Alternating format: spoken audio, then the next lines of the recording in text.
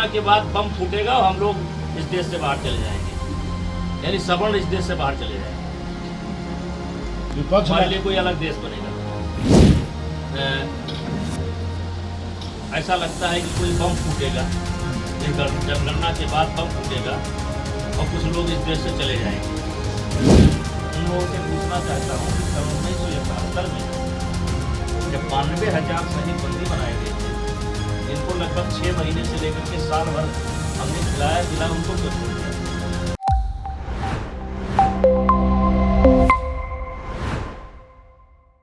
केंद्र सरकार देश भर में जातीय जनगणना कराएगी और अब जातीय जनगणना पर देश भर में सियासी जो है बहस छिड़ गई है। राहुल गांधी आज भी बिहार दौरे पर हैं और आज एसी, एसटी और ओबीसी को लेकर खूब बोले हैं।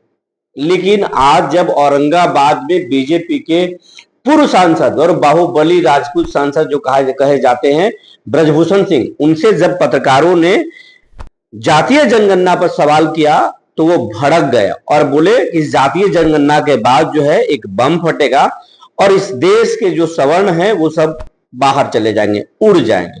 क्या कुछ किस तरीके से भड़के हैं वो अब अपने ही सरकार पर भड़के या राहुल गांधी पर भड़क गए या जातीय जनगणना पर जो बोल रहे सियासी दल के नेता उन पर भड़के, किस अंदाज में भड़के, जरा देख लीजिए पूर्व सांसद को। आप दंड रखना चाहिए, अगर इसमें 10 साल की सजा है तो उसमें 20 कर देना चाहिए,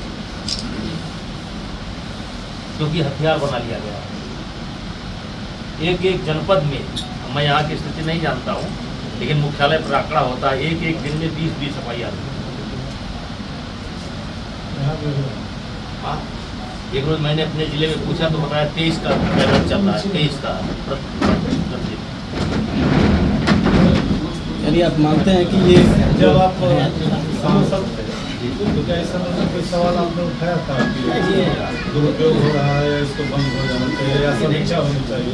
नहीं, इतना मौका पार्लियामेंट में नहीं मिलता है कि पार्लियामेंट में आप सवाल उठाएं। चलिए, अभी समय है ऑपरेशन सिंदूर नहीं, ऑपरेशन सिंदूर का हम लोग स्वागत करते हैं और ये हमारे लिए गर्व की बात है, हमारे देश के लिए गर्व की बात है। लेकिन आप देखे होंगे जैसे सारे दल, सारे नेताओं के बयान आते हैं कि मैं सरकार के साथ हूँ, सरकार जो भी कार्रवाई करे उसमें साथ है। लेकिन किंतु और परंतु की राजनीति वहीं से शुरू हो जाती है। अब युद्ध विराम हुआ, ट्रंप कहते हैं कि हमने हस्तक्षेप किया, रोज ट्रंप के बयान आते हैं। युद्ध विराम हुआ, अब युद्ध विराम को लेकर के भी किंतु और परंतु चल रहा है।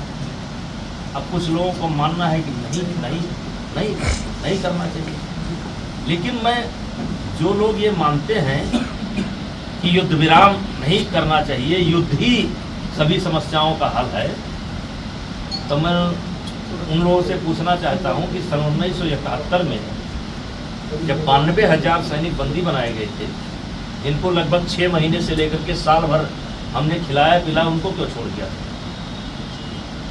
अगर उसी समय आप निर्णय ले लेते या तो पाक अधिकृत कश्मीर, जम्मू कश्मीर और या तो सैनिक,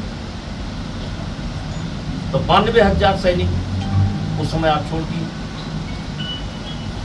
तब आपको नहीं याद आया कि क्यों छोड़ रहे हैं? और इस समस्या की जड़ कहाँ से? इस समस्या की जड़ तो आज़ादी के समय ही शुरू हो गई। और फिर हरि सिंह ने जब विलय किया, उसके बाद जब हमारी सेना घुसी तो कहाँ तक घुस गई थी? पाकिस्तान लाहौर तक कितना दूर बचा था? तो उस समय आप क्यों चुप रहे? फिर यूएनओ क्यों चले गए? फिर आगे चल करके आपने एक विशेष दर्जा 370 का क्यों प्रदान किया? तो आज जिनके कारण ये समस्या है, जिस समस्या के कारण आप कह सकते हैं कि लाखों से ऊपर नागरिक मारे गए, बहुत बड़ी संख्या हमारे सेना के जवानों की भी है। उस समस्या को एक तरीके से समझ लीजिए कि मोदी जी की सरकार ने अमित शाह जी के नेतृत्व में जड़ से हमला किया, धारा 370 समाप्त किया। कहते थे, नारा लगता था कि जहां हुए बलिदान मुखर्जी वो कश्मीर हमारा है। लगता था कि कोई सपना हम देख रहे हैं कि वो कश्मीर हमारा है। आज धारा 370 समाप्त हुआ। कहते थे खून की नदियां बह जाएगी, कहाँ बही खून की नदियां? अब छिप करके ये घटना हो गई। वैसे तो कहीं भी घटना हो सकती है छिप करके, क्योंकि अब तो वहाँ का वातावरण ऐसा हो चुका था कि बच्चे अपना गाड़ी उठाते थे, फैमिली बैठाए चले जाते थे। कर लिए, लेकिन करने के बाद भी इतने ज़बरदस्त तरीके से हमारे प्रधानमंत्री जी ने गंभीर हुए, गृहमंत्री जी गंभीर हुए, सेना को खुली छूट दिया। जिस तरीके से मिसाइल अटैक हुआ, मजहर सूद जो कहता था कि हम पाक हिंदुस्तान की सांस बंद कर देंगे, उसके परिवार के खुद 14 लोग मारे गए। वो मिमिया रहा था पहली बार कि अच्छा होता हम भी मारे जाते, और इसके बावजूद उनके अड्डे नष्ट कर दिए गए, उनका पूरा डिफेंस सिस्टम चौपट कर दिया गया। तो उसके बाद अगर ये शांति के रास्ते पर आना पड़ता, ठीक है, अब जैसे आगे वो हरकत करेगा वैसे भोगेगा। पूर्व सांसद महोदय, उत्तर प्रदेश में अखिलेश सिंह यादव और बिहार में तेजस्वी यादव राजपूतों पर हमेशा अक्सर हमला करते हैं, और आप देश के बड़े राजपूत नेता के रूप में उभर रहे हैं या हैं, इस पर आप क्या कहेंगे? सरकार अब जाति भी गिनने जा रही है। देखिए,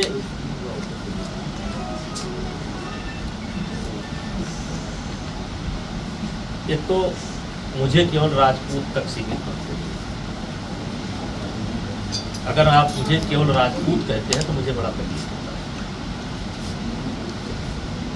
है। हम यहाँ तक रुकिए, हम यहाँ तक पहुँचे हैं तो इसमें सबका सहयोग है, और इसलिए हम सबकी बात करते हैं। लेकिन जात विशेष को लेकर के अगर कोई भी नेता कहीं का टिप्पणी करता है तो आने वाले समय में उसका खामियाजा उसको भोगना पड़ेगा। सर, 4PM चैनल पर प्रतिबंध लगा दिया गया और निहाल सिंह राठौर पर FIR दर्ज कर दिया गया। क्या राष्ट्रीय सुरक्षा के नाम पर लोकतांत्रिक शक्तियों को दमन किया जा सकता है? इस पर मैं कुछ आपको प्रकाश नहीं डाल सकता। जातीय जनगणना को लेकर बात करें, सरकार, केंद्र सरकार जातीय जनगणना की बात कर रही है। एक तरफ जहां पर मोदी जी कहते थे कि हम सिर्फ 4 जाति को मानते हैं, और अब जातीय जनगणना, क्या लग रहा है विपक्ष हावी हो गया है सरकार पर? देखिए, पूरा देश इस जनगणना को चाहता है, और ये मांग बिहार से शुरू हुई, उत्तर प्रदेश से शुरू हुई, और जातीय जनगणना ऐसा लगता है कि कोई बम फूटेगा, इस जनगणना के बाद बम फूटेगा और कुछ लोग इस देश से चले जाएंगे।